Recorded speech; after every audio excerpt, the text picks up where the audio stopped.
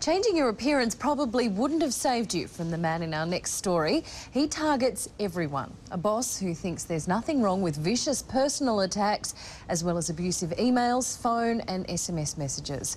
It's no surprise then that every one of his employees ended up sacked or moving on.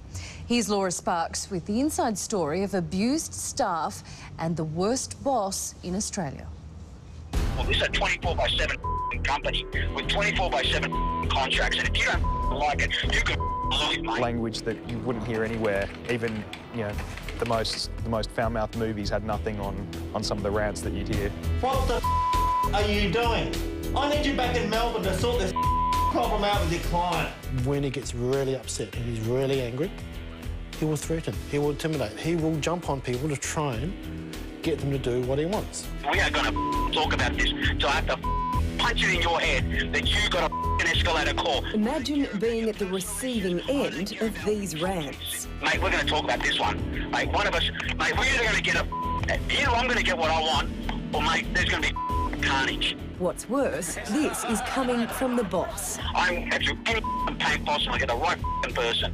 I'll speak with you later, mate. Certainly be high in the rankings for Australia's worst boss. Is he the worst boss you've ever had? Certainly the worst I've ever had, yes. Abusive and degrading comments, phone messages, emails and SMS texts, all directed at his employees. I demand that you get results. A woman's place is in the kitchen, not in the workplace. You don't need a lunch break. I work until 2 a.m. and don't need to eat, so why should you? Most skillful highlight of the day was my driving, even if I do say so myself. Domenic Romanelli runs a successful yet small IT firm, TRT, Total Risk Technology.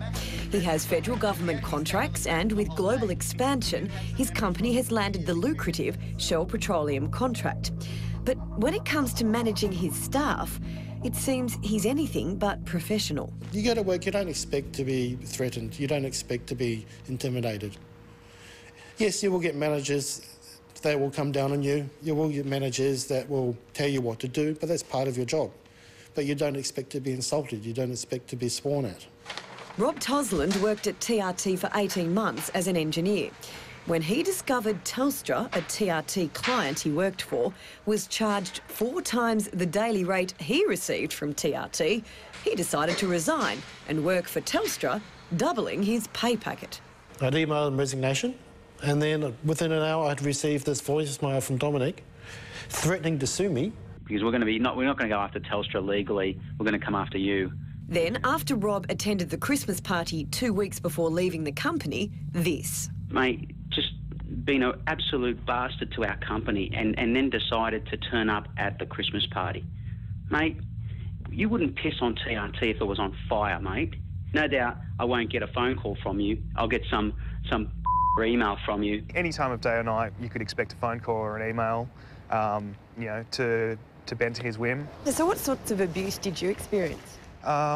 Swearing, personal abuse, you know, targeted comments at people. Tristan Scott worked as an engineer at TRT for 8 months. You could never be sure whether you'd be the next victim of Dominic's ranting or whether you'd be simply asked to leave. In Tristan's case, that's exactly what happened. I was asked to leave, possibly because of a workplace injury and some workers' comp.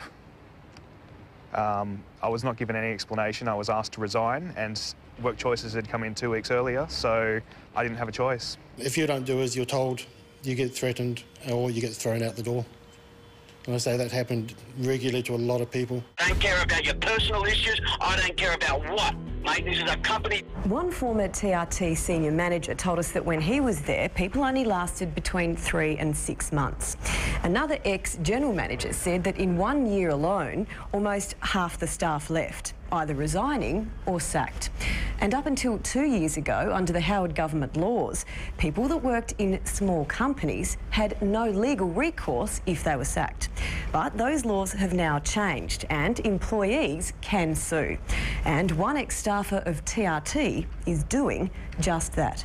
I'd never been subjected to that sort of behaviour anywhere I'd ever worked before. Salesman Andrew Mead claims he received regular abuse from Domenic. After complaining, he was asked to resign or be sacked. Now he's taking Domenic to court for unfair dismissal. I want to set an example for other people out there that no matter who your boss is or who might be bullying you, that you've got the right to stand up. We spoke to 23 former TRT employees. All told stories of bullying and abuse, but refused to be interviewed. A few did give us more evidence. Jim's by far the worst. Okay, I gave you the subtle message. Now escalate when you need a f***ing part. Here's an SMS Tom received the day he resigned. And an SMS for Jack after he left TRT. After John resigned, he alleges he received this voice message from Domenic. You're a loser, mate. You'll never amount to anything. Listen to a voice message Tanya got at work from Domenic. This is my company. I pay your wages. I can ask you to do whatever I want to. And this email Domenic sent to Matt at work. After contacting TRT a number of times without response, we went to visit the Sydney office. Do you know where Domenic is? He's not around. Where is he? I think he's actually in Malaysia. He's in Malaysia. Yes, Domenic has moved his company headquarters to Kuala Lumpur. We counted only 5 staff during our visit in Sydney. What's he like as a boss?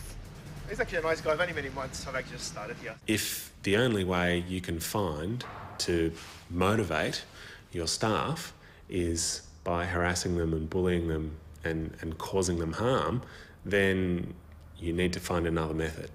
University of New South Wales Dr Carlo Caponecchia is an expert on workplace bullying. He understands why former TRT employees won't identify themselves. If they've moved on to a different employer, that they don't want to make waves there and be seen as the person who's complaining about all sorts of behaviour. New research suggests 15 to 28% of the workforce have experienced bullying and harassment in the last 12 months. This can happen to anyone, anywhere. And in those terms, it's a very, very large problem that we really do need to do something about. He's a very shrewd businessman, but whether that translates to someone that should be managing people is another question. Mate, you're going to escalate this call or you're not going to be happy and neither am I. See you later. To call this person back, please press #.